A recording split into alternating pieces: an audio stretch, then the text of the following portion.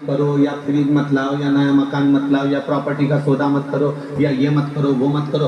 अगर कोई महाराज जी आपको मना कर रहे हैं और कह रहे हैं कि श्राद्ध पक्ष में ये नहीं करना चाहिए, वो नहीं करना चाहिए, तो उनको समझा दो। अगर पितृ हमारे पूर्वज हैं, अगर हमने कोई सौदा करा है, हम कोई सामग्री लेकर आए हैं, कोई पुण्य का कार्य कर रहे हैं, कोई अच्छा कार्य कर रहे हैं और हमारे पितृ हैं, तो ये निश्चित है कि 16 श्राद्ध में हम कोई कार्य करेंगे तो हमारे पूर्वज बड़े खुश होकर हमको आशीर्वाद प्रदान करेंगे।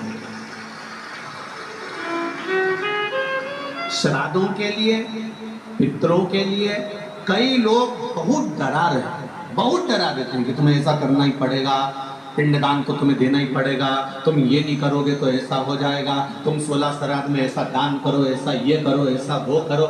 निवेदन है, शिव महापुराण की कथा कहती है, बड़ी मस्ती में अपनी जिंदगी जियो, बड़ी मस्ती में जियो, अपने जीवन को सार्थक करने के लिए करो। आप तर्पण करना है, तर्पण करो, पिंड करना है, पिंड करो, गया जी करना है, गया जी करो, ब्रह्म कपाली करना है, ब्रह्म कपाली करो, तुम्हारा मन पड़े जो करो। पर सबसे बड़ा आनंद यही है कि कैसे भी हम अपने, चाहे पितृ हो चाहे देवता हो, हम उनका गुणगान, उनका स्मरण हृदय चित्त से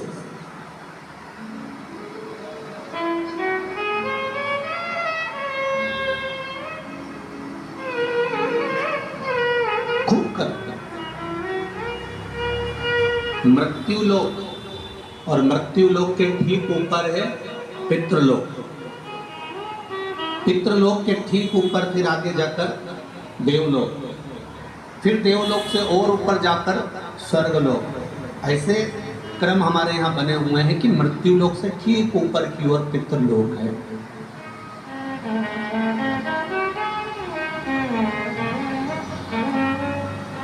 स्वयं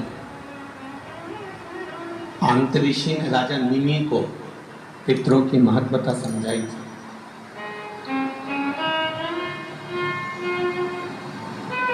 और शिव महापुराण का श्री बालाजी, श्री हनुमान जी, श्री हनुमत शिव महापुराण की जो कथा 5 दिवसीय चल रही है, इसमें स्मरण करिए।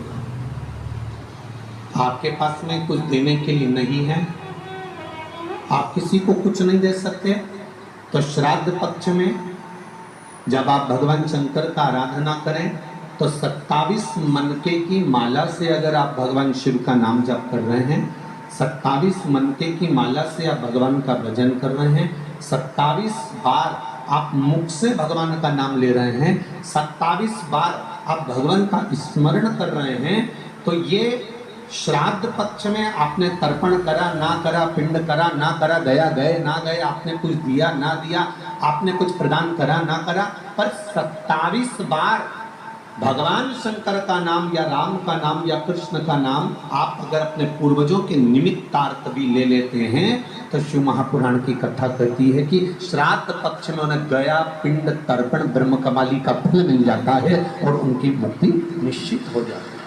कितनी बार जपना है? केवल 27,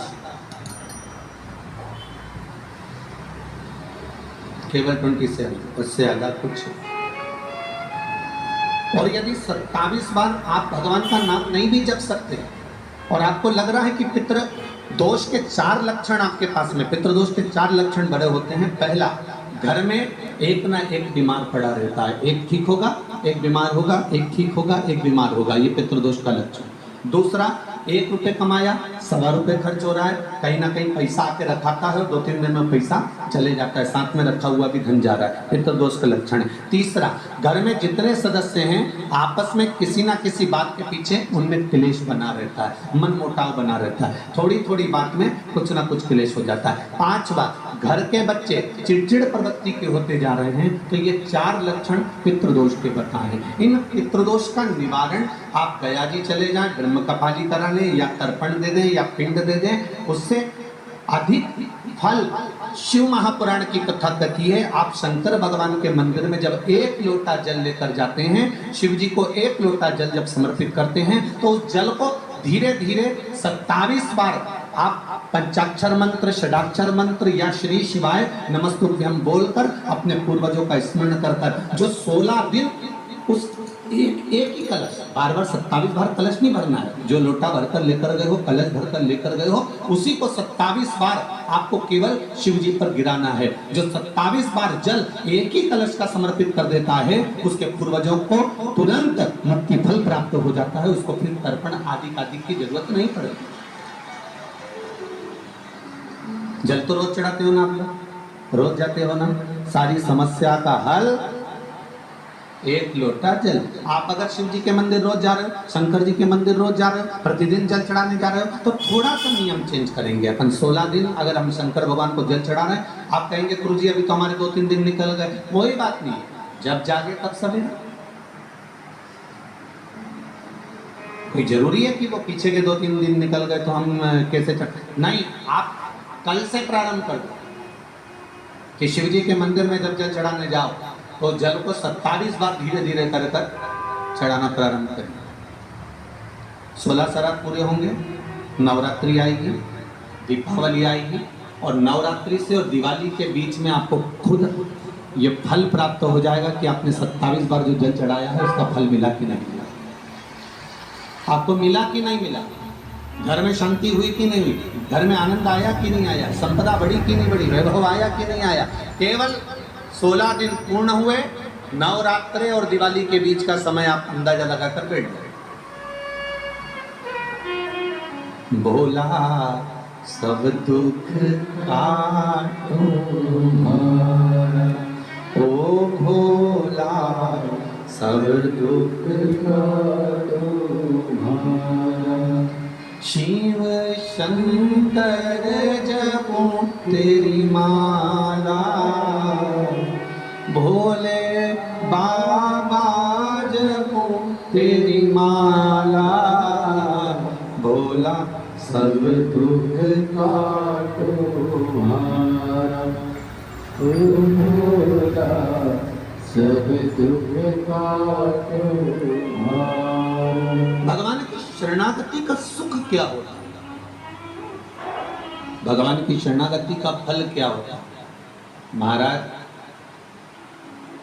एक पक्षी सागर के तट पर, समुद्र के तट पर थोड़ी देर का सत्संग करता है, भजन करता है, कीर्तन करता है किसी संत की शरणागति में बैठकर, तो वो सागर पार जो माता सीता लंका में बैठी है उनको देख लेता है।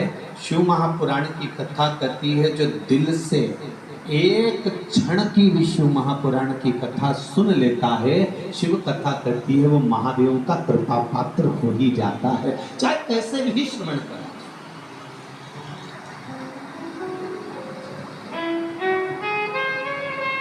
आप दिल से बस उसको स्मरण करो। 27 बार नाम ले लो या 27 बार जल समर्पित करो, या 27 मंत्र की माला से स्मरण करो।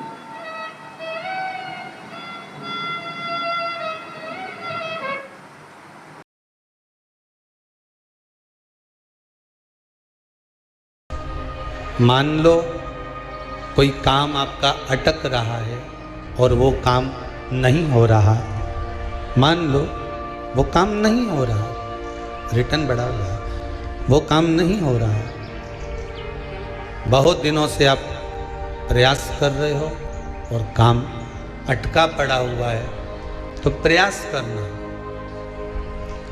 जल के पात्र में थोड़ा सा शहद,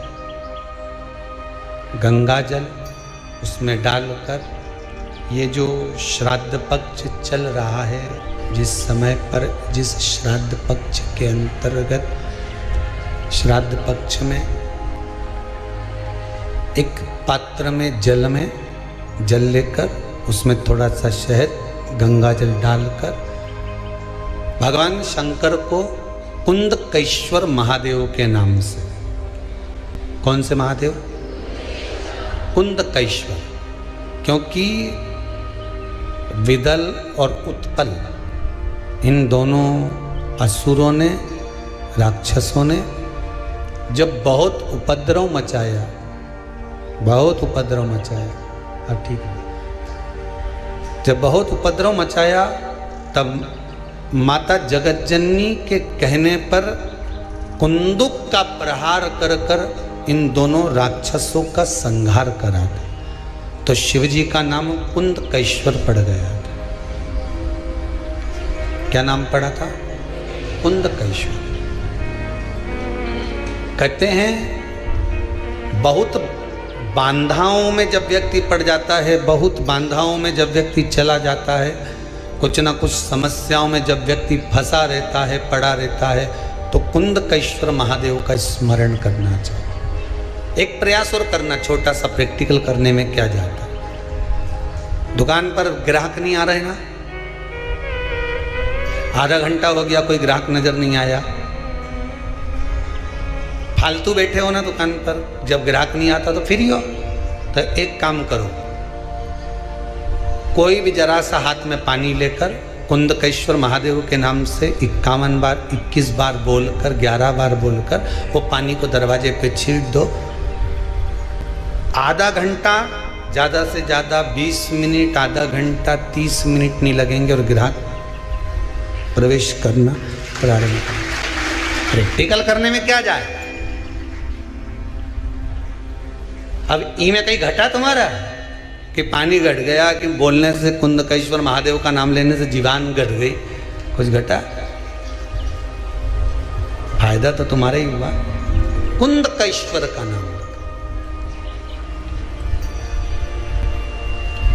कोई काम अटक रहा है, शहद जल के पात्र में डालिए और थोड़ा सा गंगा जल डालकर इसी श्राद्ध पक्ष में किसी भी दिन जब तुम्हारा मन पड़े तब शंकर जी को समर्पित कर पर साथ में 1 लोटा पानी, 1 कलश जल का अलग से लेकर जाओ। जब शहद का जल शंकर जी को समर्पित कर दो, उसके बाद सादा जल शंकर जी को अवश्य समर्पित करके। शहद का जल बांधाओं को हर लेता है, बांधा को हरता है।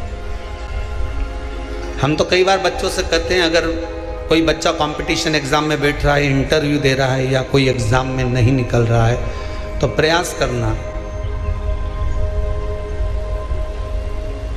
बेलपत्री का जो बीच वाला पत्ता होता है, इस पत्ते पर शहद लगाकर हथेली में रखकर अंगूठे से इसको इस तरह से दबाकर शिव जी के कुंदकेश्वर महादेव का नाम लेकर अपनी मनोकामना कर शंकर भगवान का जो शिवलिंग है, उस शिवलिंग पर इस बेलपत्री के पत्ते को चिपकाकर आ जा और एग्जाम देने जा। बाबा निपटे का सब काम कर।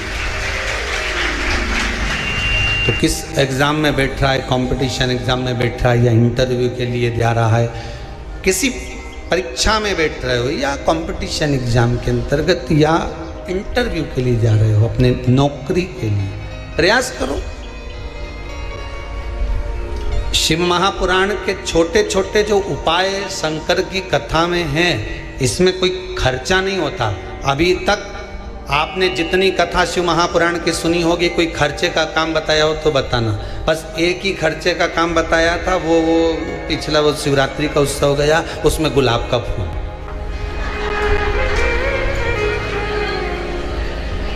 अब हमको नहीं मालूम था कि गुलाब इतना महंगा हो जाएगा।